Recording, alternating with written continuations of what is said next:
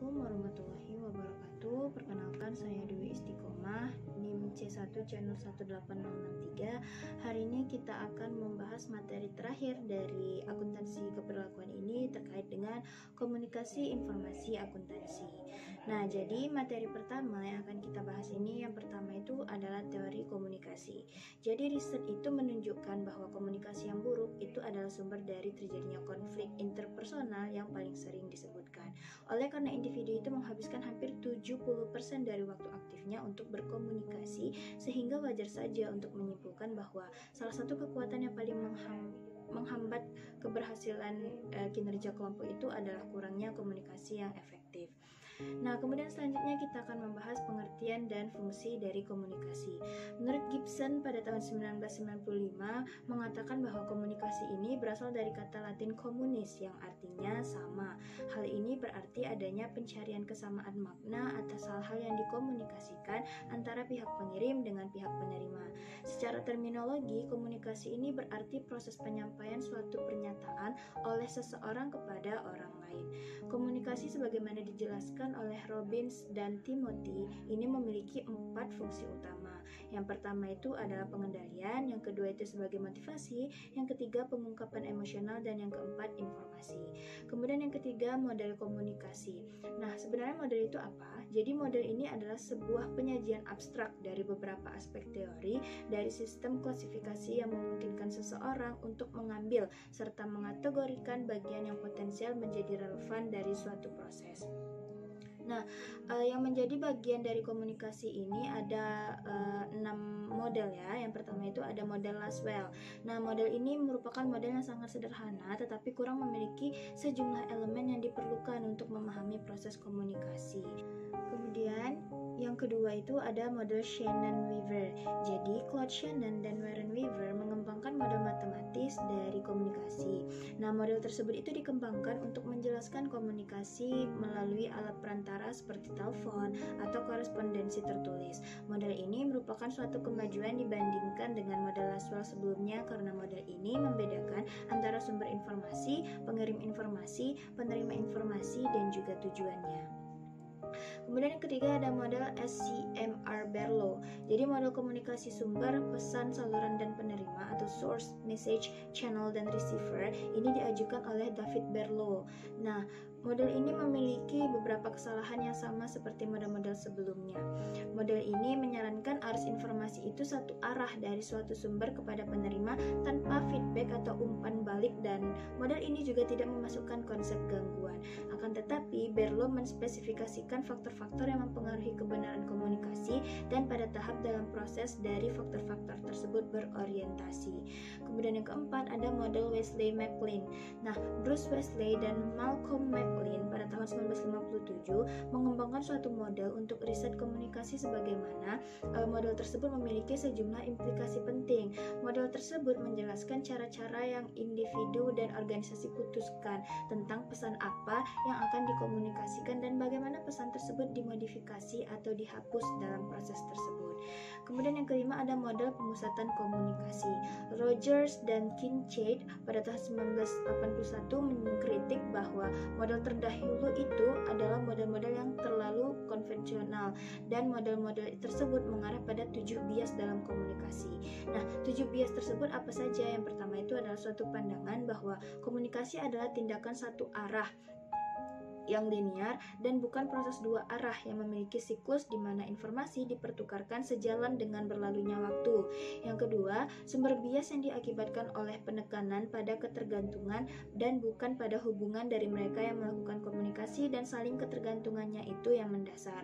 Yang ketiga, kecenderungan untuk berfokus pada objek komunikasi dengan mengorbankan konteks di mana objek tersebut berada.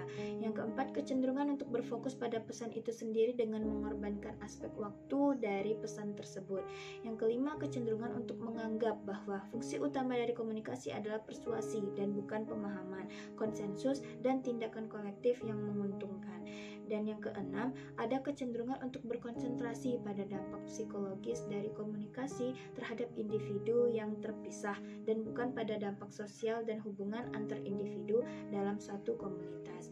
Yang ketujuh itu suatu keyakinan dalam hubungan sebab akibat mekanistik satu arah dan bukan hubungan sebab akibat dua arah. Oke, kemudian yang terakhir ada satu model komunikasi. Nah, sebelum terjadinya komunikasi itu perlu adanya pengungkapan atas suatu maksud sebagai pesan yang akan disampaikan. Sumber mengawali suatu pesan dengan pengodaian suatu pikiran. 4 kondisi yang mempengaruhi pengodaian pesan itu antara lain yang pertama adalah keterampilan, sikap, pengetahuan, dan sistem sosial budaya. Selanjutnya kita akan membahas hal-hal yang mendasar dalam komunikasi. Jadi, hal-hal yang mendasar dalam suatu komunikasi, dalam berkomunikasi itu ada beberapa hal. Yang pertama itu adalah arah komunikasi, apakah dia komunikasi ke atas atau komunikasi ke bawah. Kemudian yang kedua ada jaringan formal dan informal.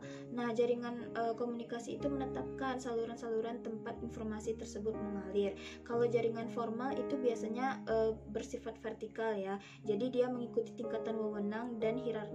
Sebaliknya kalau jaringan informal itu dia seperti komunikasi biasa atau selentingan yang biasanya bebas untuk bergerak ke segala arah.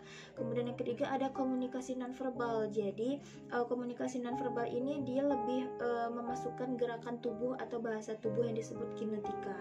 Kemudian yang keempat ada penghalang komunikasi yang efektif. Jadi beberapa penghalang utama terhadap komunikasi yang efektif itu yang pertama adalah perlu disadarinya penyaringan ya. Untuk menghadapi penghalang tersebut kita perlu melakukan penyaringan. Kemudian yang kedua adalah persepsi selektif. Yang ketiga itu defensif dan yang keempat adalah bahasa. Kemudian variabel yang berpengaruh pada komunikasi akuntansi yang pertama adalah sumber. Nah, sumber komunikasinya ini terdiri dari dua teman-teman. Yang pertama itu ada kredibilitas sumber atau suatu bangunan yang multidimensional yang mengindikasikan bahwa kredibilitas sumber itu terdiri atas 3 faktor. Ada kewenangan, kejujuran, dan kedinamisan. Kemudian yang kedua adalah kesamaan antara penerima dan sumber. Nah, komunikasi yang efektif itu akan lebih mudah terjadi jika sumber dan penerimanya itu menghadapi hal yang sama atau serupa. Kemudian yang kedua ada pesan, yang ketiga ada organisasi pesan, yang keempat ada perlakuan pesan, yang kelima ada penerima. Kemudian masalah-masalah yang dihadapi dalam berkomunikasi pada dewasa ini yaitu mengapa sih pria dan wanita itu sering mengalami kesulitan dalam berkomunikasi satu sama lainnya, karena pria dan wanita itu memiliki persepsi yang berbeda-beda teman-teman. Bagi wanita itu mereka berbicara dan mendengar itu dalam bahasa hubungan dan keeratan. Sementara pria itu mereka berbicara dan mendengar dalam bahasa status dan ketidaktergantungan. Dengan demikian maka banyak pria yang pembicaraan terutamanya itu merupakan suatu cara untuk melestarikan ketidaktergantungan dan mempertahankan status. Sementara wanita itu dia lebih mengarah kepada perundingan dan juga menghasilkan kedekatan. Lalu yang kedua masalahnya itu apa sajakah implikasi dari gerakan yang secara politis benar terhadap komunikasi organisasi. Kemudian yang ketiga ada bagaimana elektronik itu dapat mengubah cara orang berkomunikasi satu sama lain dalam organisasi. Nah, jadi komunikasi elektronik itu sebenarnya sudah tidak asing lagi ya bagi kita zaman milenial sekarang, karena di tempat kerja maupun dalam sebuah organisasi itu mereka sudah menerapkan yang namanya komunikasi elektronik melalui pagar, telepon seluler, dan komunikator pribadi. Nah, hal inilah yang mungkin menjadi permasalahan dalam berkomunikasi karena masih banyaknya masyarakat yang belum terlalu terbiasa dengan komunikasi elektronik seperti itu. Oke, selanjutnya kesimpulan yang bisa saya sampaikan pada pembahasan kali ini adalah selain dari tahapan komunikasi, berbagai jenis variabel komunikasi juga menjadi hal yang penting bagi pencapaian efektivitas komunikasi. Variabel tersebut diantaranya meliputi sumber, pesan, saluran, dan penerima, umpan balik, serta lingkungan komunikasi terjadi, di mana masing-masing variabel tersebut membawa pengaruhnya ke dalam setiap tahapan komunikasi. Sekian pembahasan yang bisa saya sampaikan. Mohon maaf apabila ada kesalahan. Terima kasih. Wabillahi taufiq wal hidayah. Wassalamualaikum warahmatullahi wabarakatuh.